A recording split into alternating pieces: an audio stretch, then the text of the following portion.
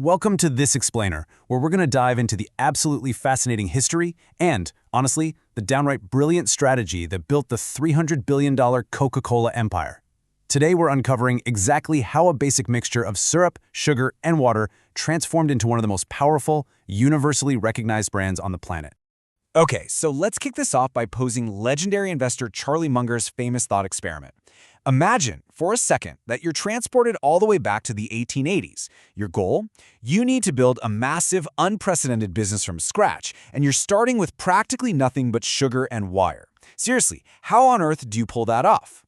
Well, to achieve this nearly impossible outcome, Munger outlined a strict set of playbook constraints you'd have to follow. First, it's got to be a non-alcoholic beverage. It needs universal, global taste appeal because, humans need to drink fluids every single day. It absolutely must contain brain stimulants like caffeine and sugar to make the whole ritual rewarding and habit-forming. Crucially, it requires zero expensive bottling capital from the parent company. And lastly, the trademark has to be ruthlessly protected. As you'll see, this is the exact blueprint Coca-Cola executed flawlessly. All right, moving right along to play one, snake oil to sugar water. Believe it or not, this whole thing started because John Pemberton was trying to cure his own morphine addiction after the Civil War. It literally birthed a sugary empire by accident. In 1885, he invents French wine coca, which was this wild mix of wine, cocaine from coca leaves, and caffeine from cola nuts, mostly sold as a medicinal painkiller. But then, in 1886, Prohibition law hits Atlanta, forcing him to pivot to a non-alcoholic synthetic caffeine syrup. By 1887, his partner Frank Robinson comes up with the iconic name and that famous flowing Spencerian script logo we all still recognize today.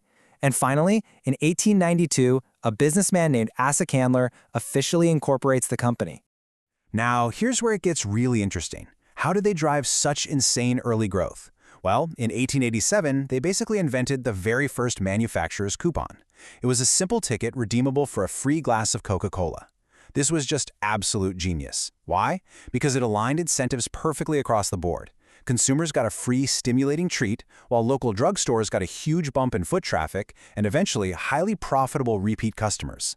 And get this, businessman Asa Candler bought complete ownership of this entire hyper-profitable, capital-light syrup formula for a mere $2,300 in 1891. Since the whole business model was just mixing high-margin syrup and selling it to soda fountains, the overhead was basically zero. It was a cash flow bonanza from day one. Which perfectly sets up play two of our playbook, the $1 bottling deal. So you might be wondering, how exactly did they achieve global scale without spending their own money? Well, Candler was actually super skeptical of early bottling technology. So Coke's strategy was to keep the highly profitable stuff, the intellectual property, the marketing, and the syrup production, completely in-house. Meanwhile, local independent bottlers were the ones fronting all the heavy capital for physical distribution. They're the ones who built the factories, bought the heavy glass bottles, and ran the local delivery logistics. Candler hated the whole idea of bottling so much that he actually signed away perpetual bottling rights in 1899 for a token contract of, wait for it, just $1. And he didn't even bother to collect the dollar. It was a massive historical accident. But unintentionally, it turbocharged Coke's national scale because it incentivized this massive army of local entrepreneurs to build out Coca-Cola's physical infrastructure all across America. All right, let's jump to play three, defending the moat. With the product rapidly scaling absolutely everywhere, Coke had to ruthlessly defend its brand. They had over 7,000 copycat imitators trying to get a piece of the action. They aggressively sued competitors, which ultimately culminated in a landmark 1920 Supreme Court victory. The court declared that Coca-Cola means a single thing coming from a single source and well known to the community. Even though the actual cocaine was long gone and the cola nut extract was minimal at best, the court ruled that Coca-Cola had transcended its literal ingredients to become a highly protectable, iconic brand name. To visually defend that brand, they mandated the use of the proprietary 1915 contour bottle. The design brief for this was legendary. Create a bottle so distinct that a customer could recognize a real Coke instantly just by feeling it in the dark, or even if it was lying broken on the ground. Fun fact though, it was actually designed to look like a cocoa pod because the designers misunderstood what the coca plant looked like. Oops. But hey, it worked. Next up, we have Play 4 marketing the American lifestyle. Under Robert Woodruff's leadership starting in the 1920s, the company basically invented modern lifestyle advertising. Woodruff completely transformed Coke from a medicinal brain tonic into a literal symbol of Americana. They simplified their message to pure emotional hooks, like the pause that refreshes. By 1931, they were associating Coke with pure joy by effectively standardizing the red, jolly Santa Claus image we all know today. They also expanded distribution like crazy, placing 32,000 branded coolers in gas stations and pioneering coin-operated vending machines in 1937 to make sure a Coke was always within arm's reach. Then, during World War II, Coke cleverly secured military exemptions from sugar rationing by positioning the drink as an essential morale booster for the troops. And the immense success of this strategy? Well, it's perfectly captured by an actual quote from an American soldier at the time.